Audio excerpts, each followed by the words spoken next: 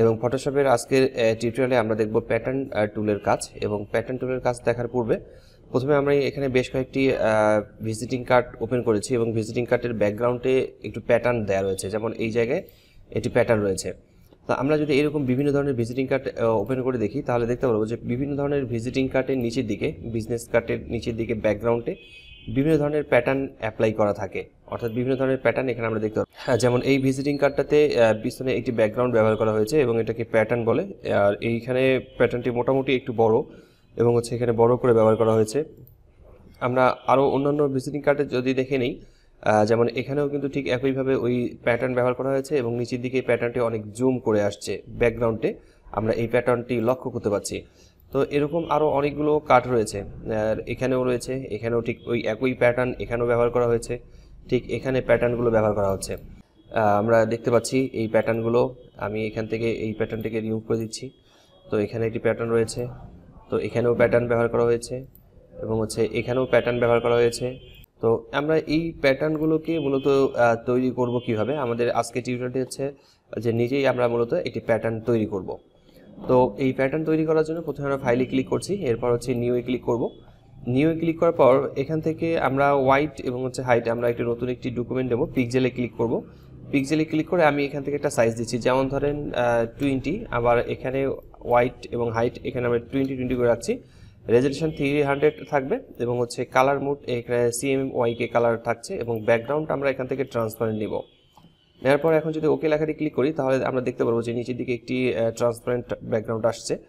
এবং এখান থেকে আমি আজকে মূলত 4 কোণা প্যাটার্ন তৈরি করব। এই জন্য আমি প্রথমের দিকে এখান থেকে একটা রেক্ট্যাঙ্গেল বক্স নিচ্ছি। রেক্ট্যাঙ্গেল বক্স নেওয়ার পর এখান থেকে আমি বক্সটাকে এখানে ড্রয়িং করে নেব, এই জায়গাতে বক্সটাকে ড্রয়িং করে নিচ্ছি।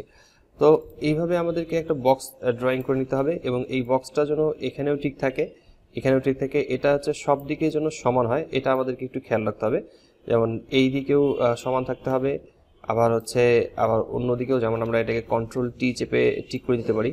আমি এটাকে ঠিক করে 33 আছে, আমি এখানে ঠিকভাবে দিতে পারি, এখানেও ঠিকভাবে দিতে পারি এবং এখানে আমাকে সব দিকে এটাকে ঠিকভাবে অ্যাডজাস্টমেন্টটা করে নিতে হবে।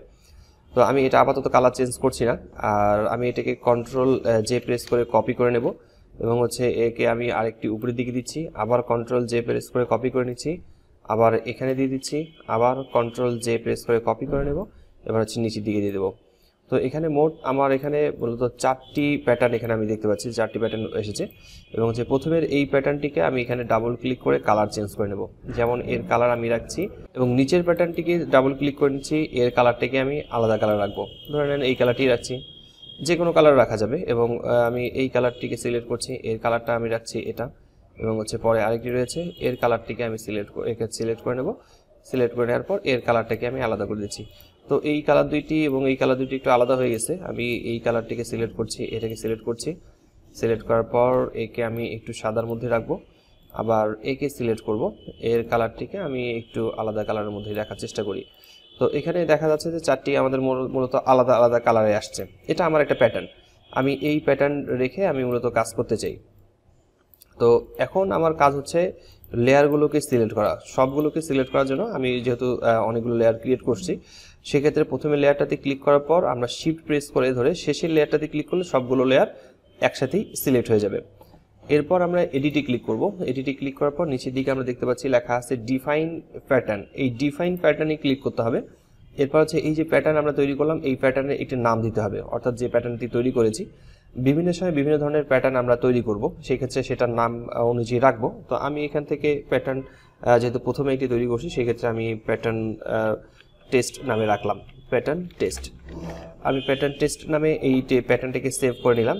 এখন এটা কিন্তু সেভ হয়ে গেছে এবং আমি এটাকে কেটে দিচ্ছি এখান থেকে, আমি এখান থেকে এটাকে পুরোটা কেটে দিলাম। এরপরে কাজ আমি একটি ভিজিটিং কার্ড তৈরি করতে যাচ্ছি, আমি একটা বিজনেস কার্ড অথবা ভিজিটিং কার্ড তৈরি করব। এই জন্য আমি ফাইলে ক্লিক করছি, নিউয়ে ক্লিক করব এবং ভিজিটিং কার্ড অথবা বিজনেস কার্ড তৈরি করার জন্য আমরা যে সাইজটি রয়েছে সেই সাইজটি আমরা তৈরি করছি। এখানে আমি ইঞ্চি লিখলাম, লেখার পর এখান থেকে আমি সাপোজ আমি এখানে লিখছি হোয়াইট 3.5 নিচ্ছি এবং হাইট 2.2 নিচ্ছি। নেওয়ার পর এখানে রেজলিউশন 300 থাকলো এবং কালার মোড CMYK থাকছে এবং ব্যাকগ্রাউন্ড আমি এখান থেকে হোয়াইট করে নিচ্ছি। ওকে লেখা দিয়ে ক্লিক করলাম, আমাদের এখানে একটি হোয়াইট ব্যাকগ্রাউন্ড চলে আসছে। এর পরের কাজ আমাদেরকে প্যাটার্ন সিলেক্ট করা।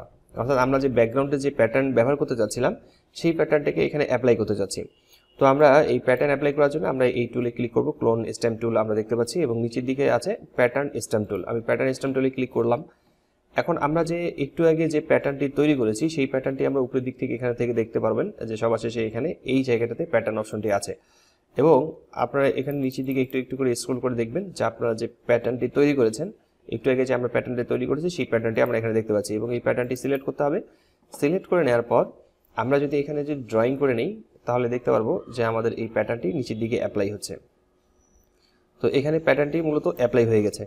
তো এভাবে আমরা প্যাটার্ন তৈরি করে প্যাটার্নটিকে অ্যাপ্লাই করতে পারি এবং আমরা জুম করে দেখতে পারি যে প্যাটার্নটি আমাদের সব ঠিকঠাক আছে কিনা। সব কিছুই মোটামুটি ঠিক আছে, আমরা প্যাটার্নটি দেখতে পাচ্ছি এরকম।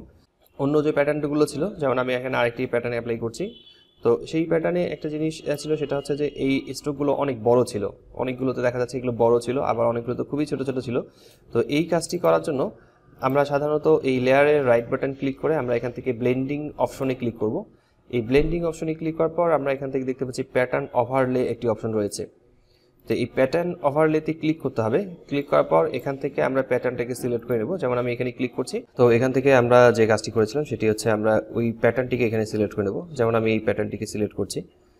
তো এই প্যাটার্নটিকে সিলেক্ট করে নেওয়ার পর আমরা দেখতে পাচ্ছি যে প্যাটার্নটি এখানে শো করছে।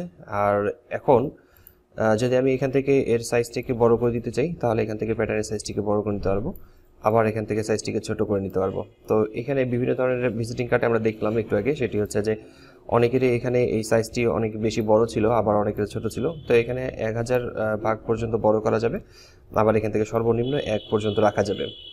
তো এভাবে আমরা প্যাটার্ন তৈরি করে নিতে পারি এবং প্যাটার্ন তৈরি করে দেখতে পারি যে আমাদের ভিজিটিং কার্ডের ব্যাকগ্রাউন্ড যেগুলো রয়েছে সেগুলোকে আমরা এখানে এভাবে তৈরি করে রাখতে পারি।